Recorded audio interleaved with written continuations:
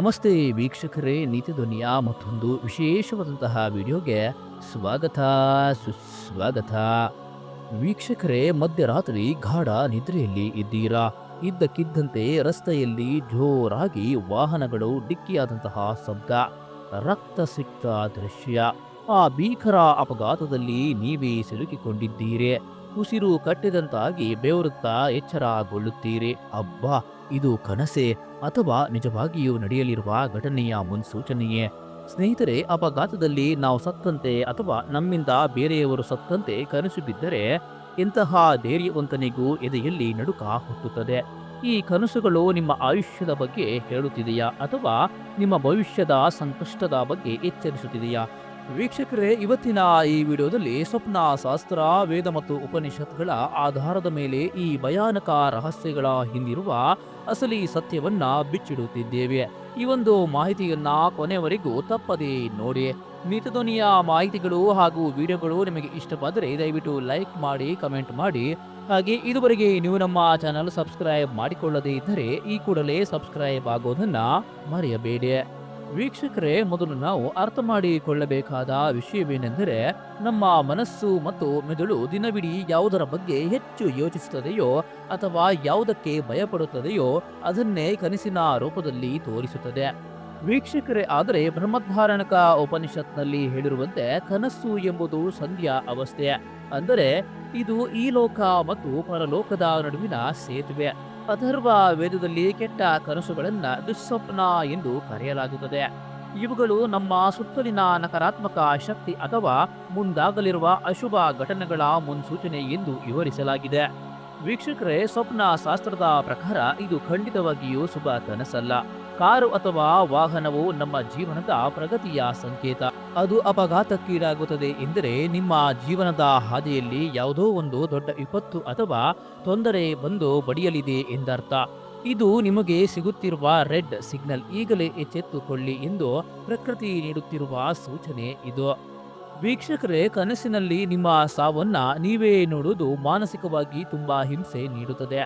ಇದು ನಿಮ್ಮ ವೈಯಕ್ತಿಕ ಜೀವನ ಅಥವಾ ವೃತ್ತಿ ಬದುಕಿನಲ್ಲಿ ನೀವು ಅನುಭವಿಸುತ್ತಿರುವ ತೀವ್ರ ಒತ್ತಡವನ್ನ ತೋರಿಸುತ್ತದೆ. ಯಾವುದೋ ಒಂದು ದೊಡ್ಡ ನಿರ್ಧಾರ ತೆಗೆದುಕೊಳ್ಳುವಲ್ಲಿ ನೀವು ವಿಫಲರಾಗುತ್ತಿದ್ದೀರಿ ಅಥವಾ ಗಂಭೀರ ಸಂಕಷ್ಟ ಎದುರಿಸುತ್ತಿದ್ದೀರಿ ಎಂಬುದು ಇದರ ಅರ್ಥವಾಗಿದೆ. ಹಾಗೆ ನಿಮ್ಮ ವಾಹನಕ್ಕೆ ಯಾರೋ ಬಂದು ಡಿಕ್ಕಿ ಹೊಡೆಯುವುದು, ಅವರು ಸತ್ತಂತೆ ಕಂಡರೆ ಅದು ನಿಮ್ಮ ಆತ್ಮಸಾಕ್ಷಿಯ ಕನ್ನಡಿ. ನೀವು ಹಿಂದೆ ಮಾಡಿದ ತಪ್ಪುಗಳು ನಿಮ್ಮನ್ನ ಕಾಡುತ್ತಿದೆ ಎಂದರ್ಥ. ತಪ್ಪುಗಳಿಂದ ಪಾಠ ಕಲಿಯದಿದ್ದರೆ ಮುಂದೊಂದು ದಿನ ನೀವು ದೊಡ್ಡ ಬೆಲೆ ತರಬೇಕಾಗುತ್ತದೆ ಎಂಬ ಎಚ್ಚರಿಕೆ ಇದಾಗಿದೆ ಎಂದು ಹೇಳುತ್ತಾರೆ. ವೀಕ್ಷಕರ, ಹಾಗೆ ಬೇರೆಯವರ ಕಾರು ಅಪಘಾತಗೊಳ್ಳುವುದನ್ನ ನೋಡುವುದು, ಇದು ನಿಮ್ಮ ಬೇಜವಾಬ್ದಾರಿಯನ್ನ ಎತ್ತಿ ತೋರಿಸುತ್ತದೆ. ನಿಮ್ಮ ನಡವಳಿಕೆಯಿಂದ ನಿಮ್ಮ ಕಚೇರಿಯಲ್ಲೋ ಅಥವಾ ನಿಮ್ಮ ಮನೆಯಲ್ಲೋ ಬೇರೆಯವರಿಗೆ ತೊಂದರೆ ಆಗುತ್ತಿದೆ ಎಂಬ ಮುನ್ಸೂಚನೆ ಇದು. ನೀವು ಬದಲಾಗದೇ ಇದ್ದರೆ ಇತರರನ್ನ ಸಂಕಷ್ಟಕ್ಕೆ ತಳ್ಳುತ್ತಿದ್ದೀರಿ ಎಂದು ಶಾಸ್ತ್ರ ಹೇಳುತ್ತದೆ. ವೀಕ್ಷಕರೇ, ಅನೇಕರು ಕೇಳುತ್ತಾರೆ, ಅಪಘಾತದ ಕನಸು ಬಿದ್ದರೆ ನಿಜವಾಗಿಯೂ ಆಕ್ಸಿಡೆಂಟ್ ಆಗುತ್ತಾ ಎಂದು ಕೇಳುತ್ತಾರೆ. ವೀಕ್ಷಕರೇ, ಕನಸುಗಳು ನೇರವಾಗಿ ಸಂಭವಿಸುವುದಕ್ಕಿಂತ ಹೆಚ್ಚಾಗಿ ಸಾಂಕೇತಿಕವಾಗಿರುತ್ತದೆ. ಅಂದರೆ ರಸ್ತೆಯ ಅಪಘಾತಕ್ಕಿಂತ ಹೆಚ್ಚಾಗಿ ಜೀವನದ ಹಾದಿಯಲ್ಲಿ ಉಂಟಾಗುವ ಆರ್ಥಿಕ ನಷ್ಟ, ಕಾಯಿಲೆ ಅಥವಾ ಸಂಬಂಧಗಳಲ್ಲಿ ಬಿರುಕನ್ನ ಇವು ಸೂಚಿಸುತ್ತದೆ. ಹಾಗಾಗಿ ಭಯಪಡುವ ಬದಲು ಜಾಗೃತರಾಗೋದು ಬಹಳ ಮುಖ್ಯವಾಗಿರುತ್ತದೆ.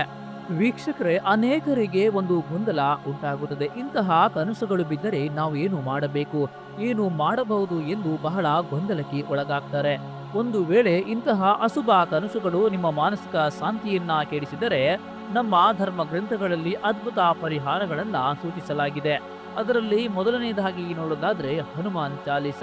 ಹೌದು ವೀಕ್ಷಕರೇ, ಇಂತಹ ಸಮಯದಲ್ಲಿ ನಮ್ಮಲ್ಲಿರುವಂತಹ ಭಯವನ್ನ ದೂರ ಮಾಡಿಸಿಕೊಳ್ಳಲು ಹನುಮಾನ್ ಚಾಲೀಸನ್ನ ಪಠಿಸಲು ಪ್ರಾರಂಭಿಸಿದರೆ ಅನೇಕ ಭಯಗಳು ದೂರವಾಗುತ್ತದೆ ಹಾಗೂ ಆಂಜನೇಯನ ಆಶೀರ್ವಾದ ನಮ್ಮ ಮೇಲೆ ಇರುತ್ತದೆ ಎಂದು ನಂಬಲಾಗಿದೆ.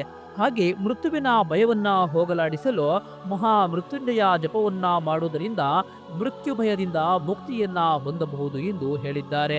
ಹಾಗೆ ಇಂಥ ಕನಸುಗಳು ಪದೇ ಪದೇ ಬೀಳುತ್ತಾ ಇದ್ದರೆ ದಿನದಲ್ಲಿ ಒಂದು ಬಾರಿ ಧ್ಯಾನ ಮಾಡುವುದು ಬಹಳ ಮುಖ್ಯ ಎಂದು ಶಾಸ್ತ್ರಗಳಲ್ಲಿ ಹೇಳಲಾಗಿದೆ.